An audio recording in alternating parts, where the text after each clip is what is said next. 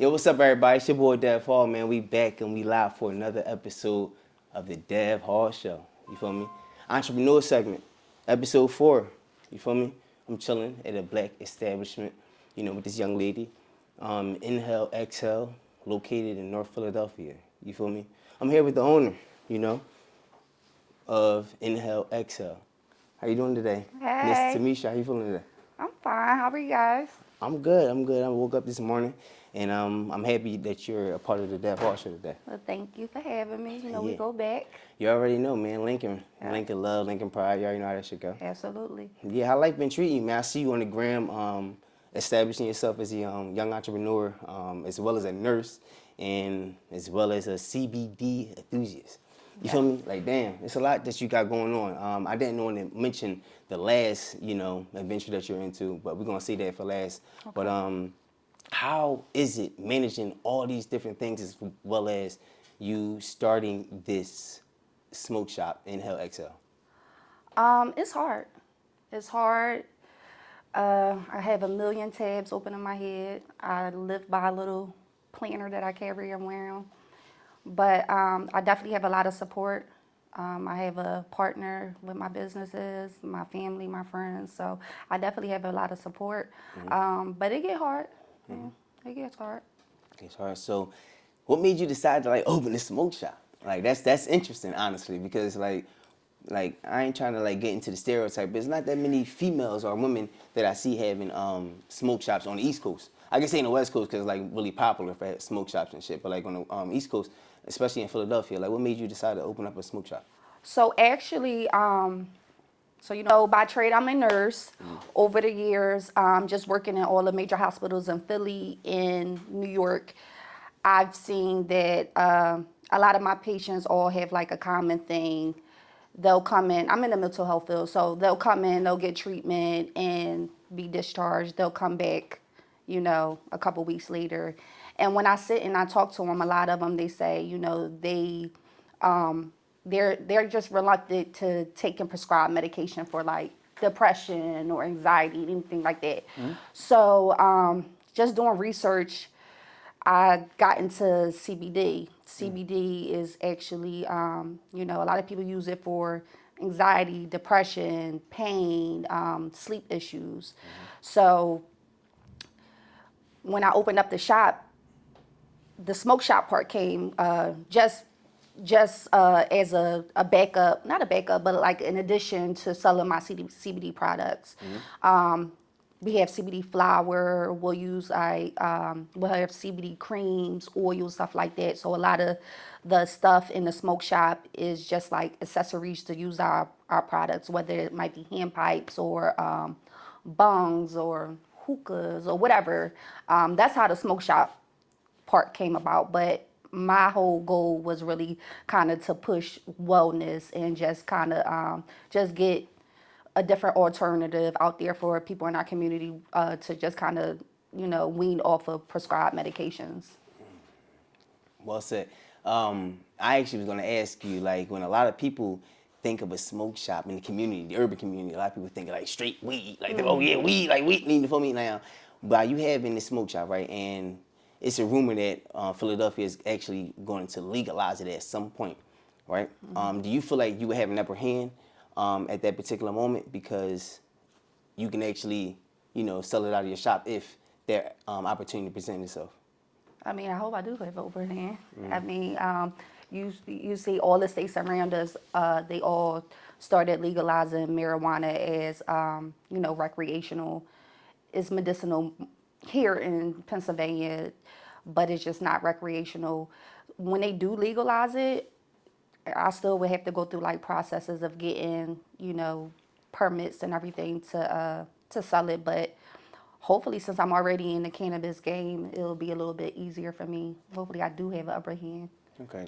But that's all money, Yeah, exactly. Speaking of the money now, you were saying how at the beginning of the question of it being a little difficult or hard sometimes juggling all these different hats or wearing these different hats. By you being in business for 3 years now, right? Just recently hit the 3 year mark. So it'll be 4 years in December. Oh, this December coming This up. December. Yep. Oh, all right. So 2020. it just made the 3 year mark though, right? Oh yeah, it just made All right, cool. You yeah, just yeah, all right, yeah. all right, bet, bet, all right. So all right. We approaching the 4 year in December. Do you find it difficult at sometimes like maintaining the smoke shop because like me doing my research on like different businesses pertaining to the smoke shops, people be talking about like undercapitalizing and capitalizing. And when I speak on undercapitalizing, a lot of people can sit here and say, yo, I want to open up a smoke shop. And they don't do their research as far as smoke shops surrounding them. You feel me? Like, all right, I want to be located in North Philadelphia. All right, bet. Is there any smoke shops in this area that I'm trying to open up? You feel me? So was that an issue when you first opened this up? So when I first opened up Inhale XL Philly, I didn't have like a mentor or anybody to, follow behind and teach me the game. It kind of just was like trial and error. So I literally was just learning as I went. Me and my partner, we just was trying to figure out, just trying to figure out the cannabis game, smoke shop game. With that being said, because cannabis is, considered like marijuana, a lot of like banks, they don't, support marijuana industry businesses. That's just the reality of it. So a lot of funding is just coming straight from the muscle. We had to take our own personal savings. We're real people, so we still work. So just, we still have like our regular day jobs and just our personal savings, our checks and just saving up as much bread as we can to, front the business. And that's basically it. It's just, you got to do it from the bustle.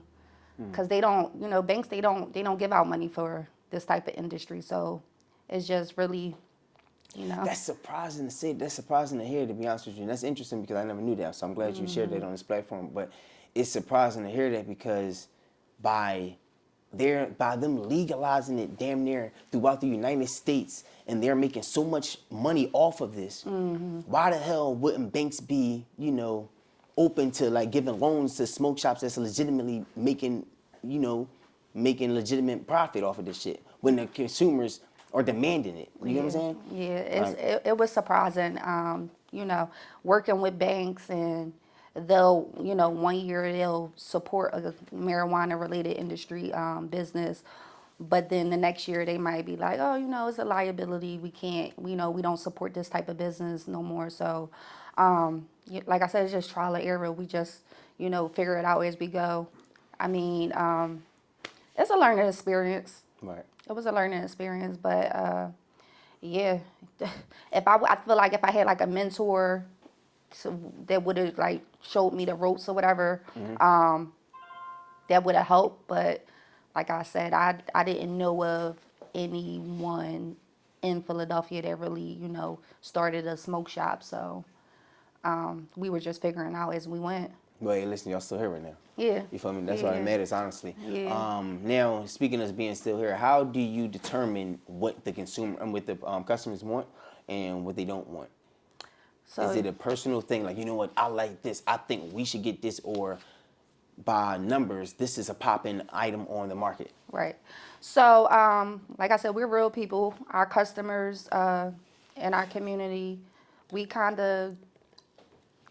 ask them like, what you want us to sell? What's your favorite products? If we could get it, we'll definitely get it. If it makes sense, if the numbers make sense to us, we'll get it. But a lot of the stuff is just, whatever the new wave is within our culture. Like, 1 week people might be on backwoods. Yep. 1 week they might be on raw paper. Whatever the needs is to the community, we try to make sure we always have those type of objects in stock.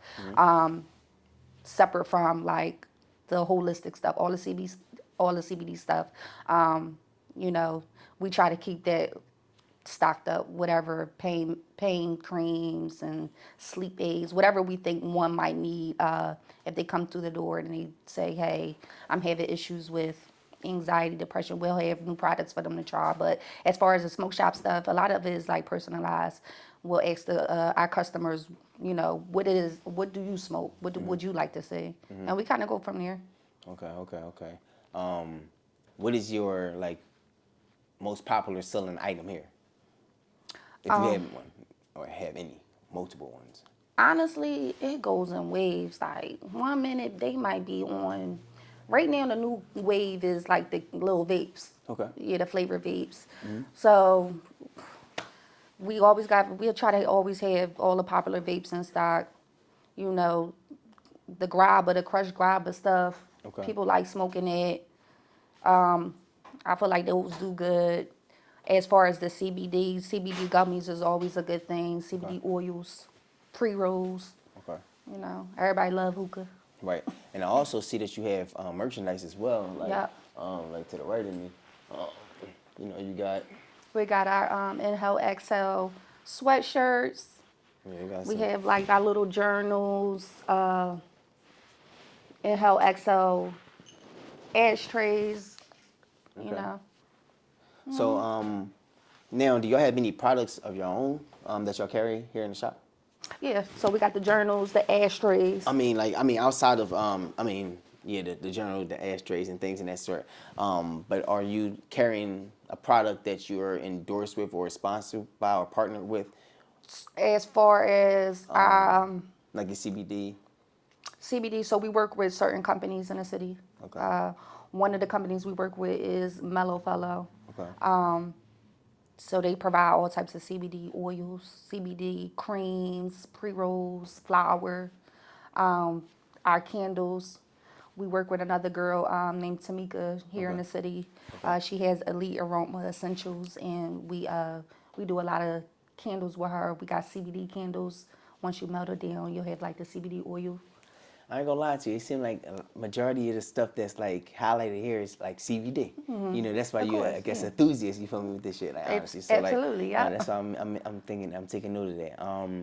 Now I see that you have a lot of bongs. You got hookahs. You have actually like a lot of different products here, man. What I would expect a smoke shop to have. You have backwoods, loose leaf. You have, carbo. What's that? 16, 15, 16. What I can't, I forgot the Yeah. number, but they got a lot of different products here. As far as like getting rid of product and getting new product, how was that process? Like, let's say for example, like, we need to get, like, by you saying that you and your partner invest your own money into this.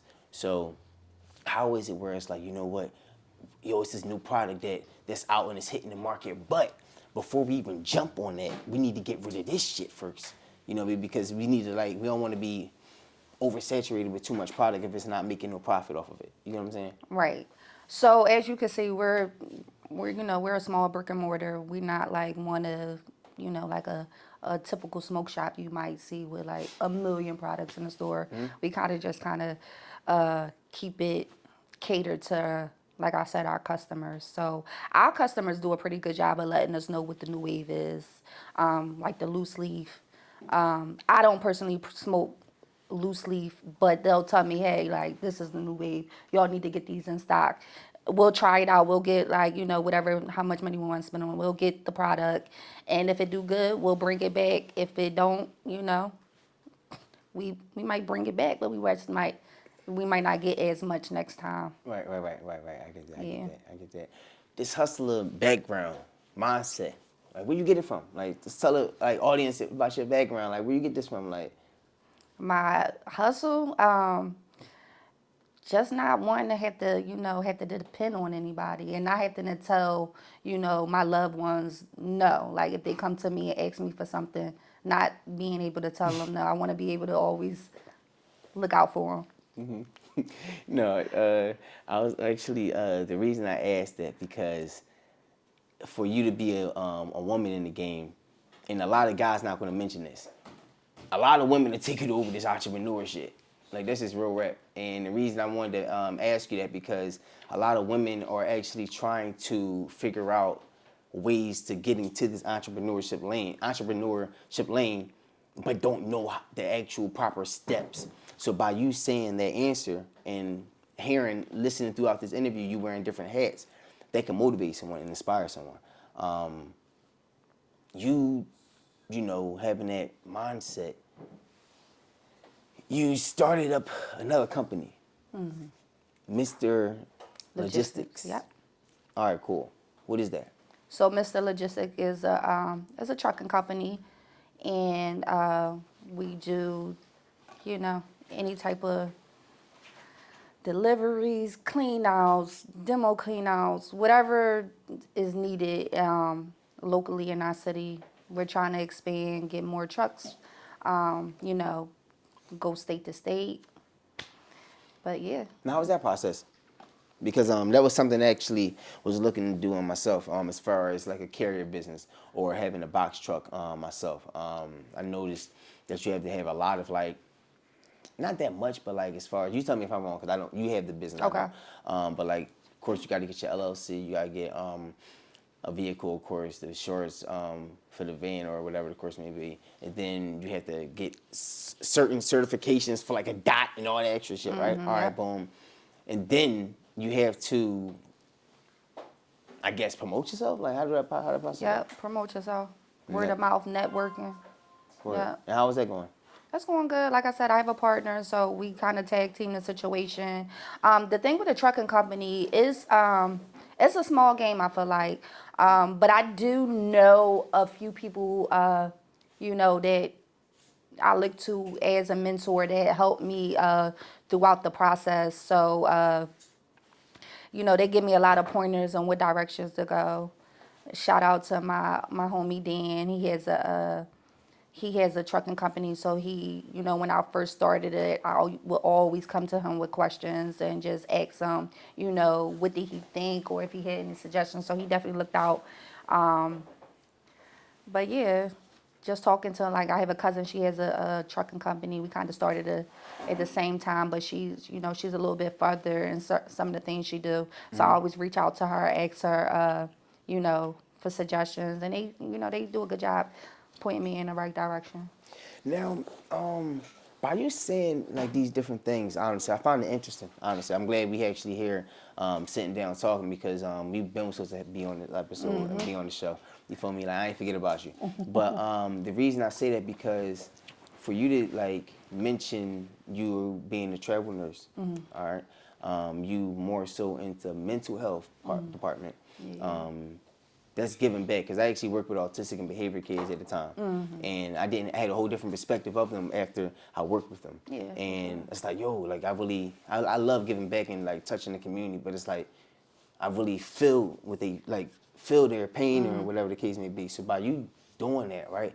Like, what's next? Because like it's almost like you, whatever you're doing, of course you want to receive revenue for yourself and your partner, but it's like you still giving back to the community at the same time.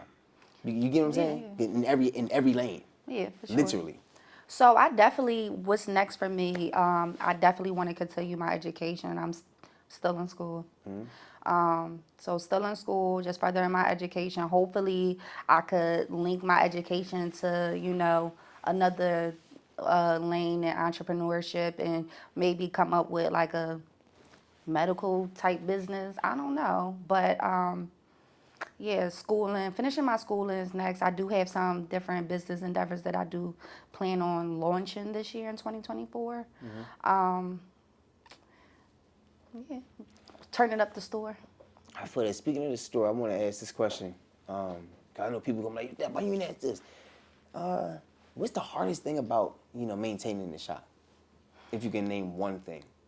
The hardest thing about maintaining this shop. Or I mean, or let me say that, if it's not maintaining the shop, what is the hardest thing that, like the pros and cons, of course, but what is one of the toughest cons that you have, or you would say, as far as like being an owner of a shop, of a smoke shop? Well, I feel like the hardest thing for me with the smoke shop is just kind of just staying relevant. Like I said, it's not, I don't really have too many people that I could look to, you know, for ideas or anything like with the smoke shop. So I'm just constantly trying to figure out how I could just put myself out there more, and just making Inhale Exhale just known throughout, you know, our area. So I feel like that's the hardest thing for me. I don't, I don't really have too many other, you know, cons or, you know, issues that I run across besides that, and funding maybe. No, I feel you. No, I feel you. Funding. As far as the whole, personal, it's for me. Like, I'm not sure if these people know you like that on the gram or anything, but you be out and about. You feel me? And I like to travel myself, and we ain't really gotta get into detail of your whole travel life. But one thing, what spot is like one of the best spots that you travel to? And the reason I ask that because when I travel, like I travel to multiple spots. I ain't where you been at, but I've been around. You feel me? Spain, Colombia, yeah, and shit. And the reason I'm saying that because when I go to these different spots, a lot of people kick back and relax. I do that too, but I actually like to get in their community and see how they living as well. For sure. So the reason I asked that, I just wanted to know like, what is the best spot you've been to, or what is the best spot you've been to, and also what is probably the most like heartfelt spot you felt? The most heart. And when I say heartfelt, as far as like, damn, that shit touched me, like by me, like Yeah. seeing this, like. So I feel like the most heartfelt spot I've probably been to may have been Brazil. Damn. I feel like Brazil because I feel like from the outside looking in, somebody that doesn't live there, it's not from Brazil. I feel like Brazil just looks like a beautiful place. Like, it looks so beautiful. Like, wow, it's perfect there. Why wouldn't you want to go to Brazil, right? But when you get there, it's just like, they hungry out there, Like, I feel like the currency rate is like $1 to $5, something like that. Like, the you saw Fast and Furious? The movie. So you know like how 7 of them. you saw the scene, like one of the scenes where it looked like the houses is on like a hill. It was one of the Fast and Furiouses, and it was like shot in Brazil, and it looks like all the houses is on the hill. But it looks like from us, it would look like it's a beautiful place, but that's like their hood, right? So I'm like you. When I go to certain places, like I like to go to the hood. I want to, I want to go to the community. Call and me see crazy. Fuck it. No, yeah, I want to go to the hood. I want to see what's going on, really. With the picture. I want the people. I want to, see the culture. So, when I went there, I just felt like, Brazil was crazy. So I feel like that was probably the most heartfelt place I've been to. The best place I've been to, I feel like, sheesh, probably Africa. Yeah, that was gonna be it. Yeah, but I feel like, so we just came back from Morocco, right? Yeah. So I feel like, so I feel like Morocco. Y'all went to Africa twice and shit. But y'all be in y'all bag. Yo, y'all girls be out. Yo, real rap. So with Morocco, I felt like, so they big on the men working. Like the men working. Like the girls just in the house on their domesticators. The guys is like the bartenders, the bottle girls. Like the guys do it all. Like poolside stuff. Wait, what? The guys do it all. They the waitresses. The girls. You hardly even see any females out in Morocco. Wait, what?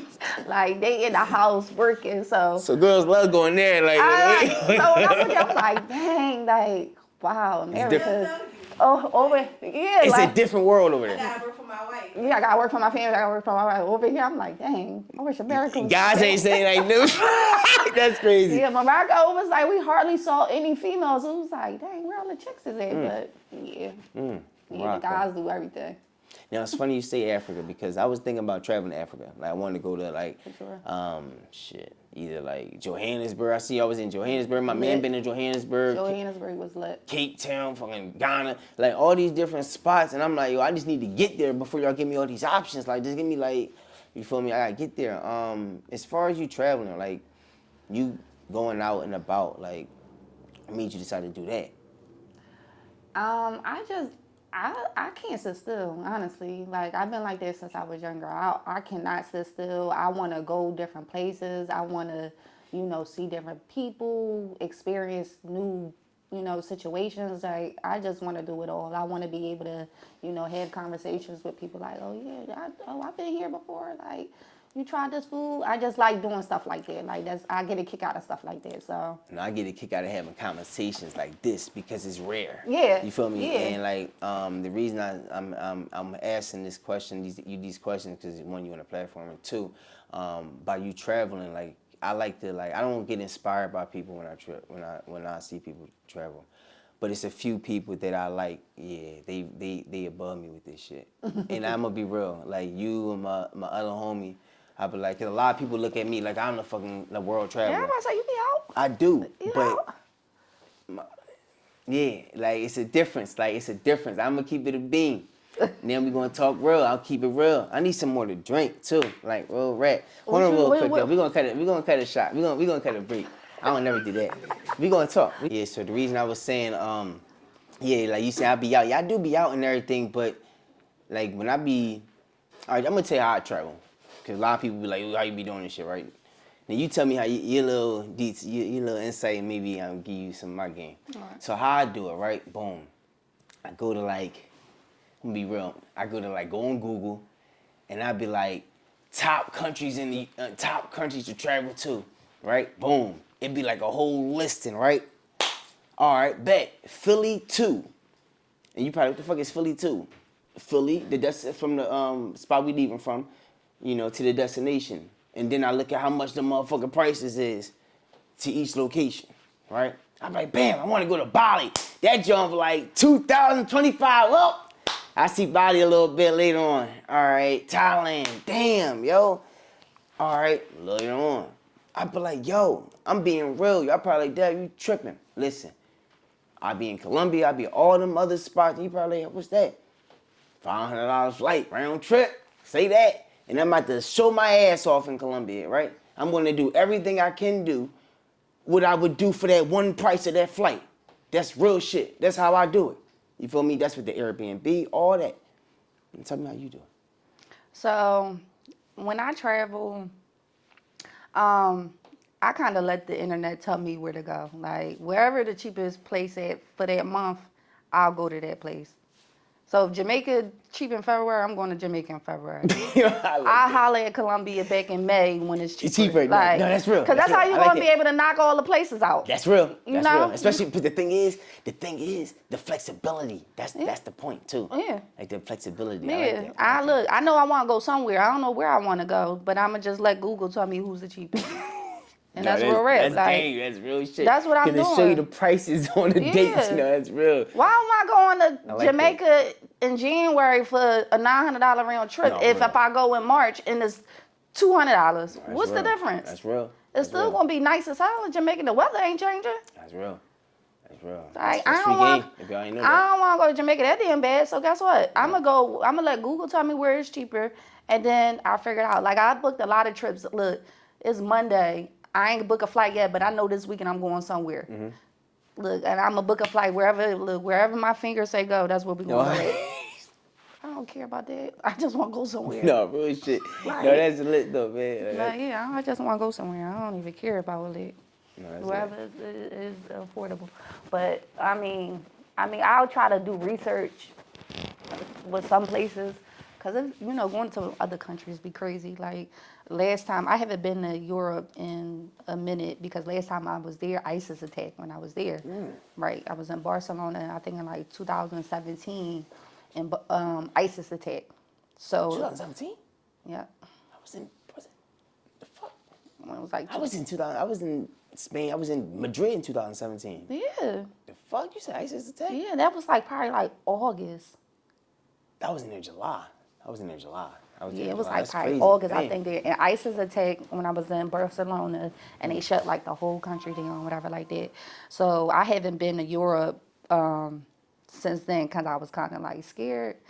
But yeah, so I definitely try to like pay attention to like current events to see what's going on before I travel to places. But other than that, like, look, I'm out. I don't care. Yeah, I got a question. All right, so you've been keeping up with social media, right? Mm. You've been watching like interviews and like what's going on in Philly and shit like that. You've been keeping up a little bit. A little bit. Hopefully, I don't surprise you when I'm about to ask you. Like, you've been keeping up with this shit going on with this Philly hairstyle shit. Yeah. I don't know if you and your girlfriends talk about all that. Yeah. You feel me? Like in school, you Definitely, was definitely heavy in the group chats. heavy, right? In school, you was known, having good hair and shit like that, right? What's your thoughts on this shit? Cause I be watching people lives and they going to fucking in on these damn stylists. And I actually got a story myself, but I ain't gonna do all that. You feel me? But like, what's your thoughts on it? Yeah, the You hairstyle think it's game. true? No, it's true. I mean, I don't have those problems, but it's definitely true. The hairstyle game, is just different. I feel like now you don't need to have like a cosmetologist license or whatever. You know, a lot of these chicks is just doing hair. Not saying they not talented, but they lack that certain level of professionalism. So it's just, when people back in the day, it's different now. Like, if I'm coming to you to get my hair done, why do I have to come with my hair washed? Why do I have to come with my hair already braided? Yeah. I'm paying you. You supposed to do everything that I need you to do Right. in that session. Right. Like, I don't know. I just feel like the hair game is just kind of crazy now. My best advice is just find a person that you could lock in with and just lock in with them. Yeah, that's about it. No. But it's true. I heard some stories. No, it's a lot. I don't have no crazy story like a lot of these women be having and stuff, but like, I just gotta speak on deposits. A lot of these stylists be going crazy with these deposits and saying, you know what, I gotta cancel on you. And guess what? I just can't some way respond to you when they asking for a deposit back. I just don't understand it. Like, I think a lot of people be worried about the deposit more than the actual full, payment and shit. And it's sad. But that's for y'all women to speak on. I just wanted to like see what Mish thoughts was on that. You feel me? Well, I appreciate you being on the Dev Hall Show. I enjoyed us talking about the smoke shop. I enjoyed us talking about Mr. Logistics. I enjoyed us talking about, you traveling. How did you feel about the interview? I feel like the interview was great. Yeah. I feel like the interview was great. You wasn't nervous, was you? I was. Leading Up to it. But once we started, Okay, I'm glad you enjoyed yourself. Dev Hall Show, Entrepreneur Segment Part 4, Inhale, Exhale. Where can they find you at, and where are you located? Yep, I'm located at 819 North 16th Street here at 16th and Ridge, North Philadelphia. You could look me up on the gram, Inhale Exhale Philly. You could visit our site, shopinhaleexhalphilly.com. This year I have an ebook on the way, CBD Wellness Guide. Constantly having new merch in the store. So when you guys get time, just stop past. 2024, man. It's the year to take over. You already know. I appreciate you being on the show. Thank you. Thank you.